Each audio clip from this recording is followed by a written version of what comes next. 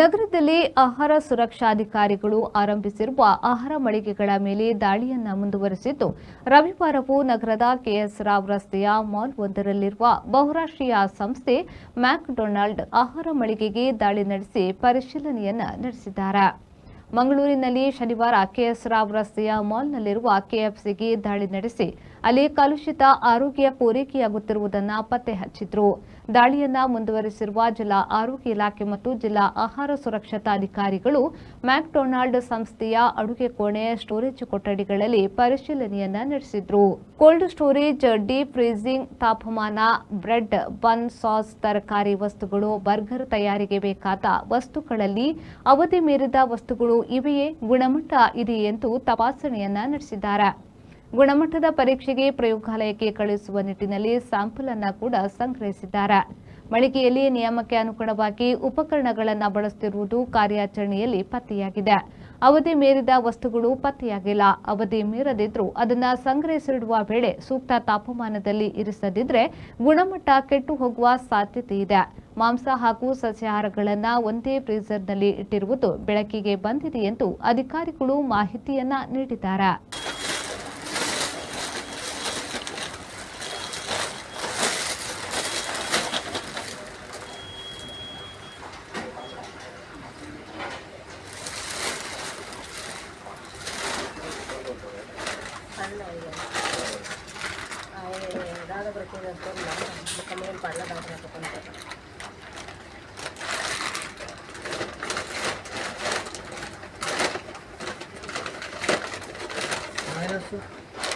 Minus ಅದರಲ್ಲ separate ಆಗಿ ಕೊಡಿ ಅಂತ ಹೇಳಿಲ್ಲ.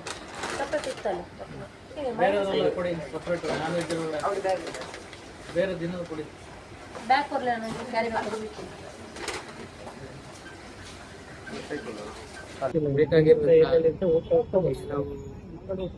ಪರಿಶೀಲನೆ ಎಲ್ಲಿ ಶುರು ಮಾಡ್ಕೊಂಡಿದ್ದೀವಿ. ಆಲ್ರೆಡಿ ಈಗ ಮೆಕ್ಡೊನಾಲ್ಡ್ ಇಲ್ಲಿ ಮಾಡಿದ್ದೀವಿ, ಸ್ಟೇಷನ್ ಟ್ರಿಪ್ ಮಾಡಿದ್ದೀವಿ, KFC ನಿನ್ನೆ ಮಾಡಿದ್ದೀವಿ. ಮಂಗಳೂರು ಸಿಟಿಲಿರುವ ಇನ್ನಿತರ ಮಾಲ್ಗಳಲ್ಲಿ ಅದನ್ನು ವಿಸಿಟ್ ಮಾಡ್ತೀವಿ. ಇನ್ನಿತರ ತಾಲೂಕಿನ ಹೊರಗಡೆ ಸುತ್ತಮುತ್ತಲೂ ಮಾಡ್ತಾ ಇದ್ದೀವಿ. ಈಗ ಮಾಡಿ ಆದ್ಮೇಲೆ ನಾನು ಈಗ ಅದನ್ನ ಇವತ್ತು ಇಲ್ಲೆಲ್ಲ ಕಾರ್ಯಾಚರಣೆ ಇವತ್ತಿನ ಕಾರ್ಯಾಚರಣೆ ನಾವು ಮೆಕ್ಡೊನಾಲ್ಡ್ ಶುರು ಮಾಡಿದ್ದೀವಿ.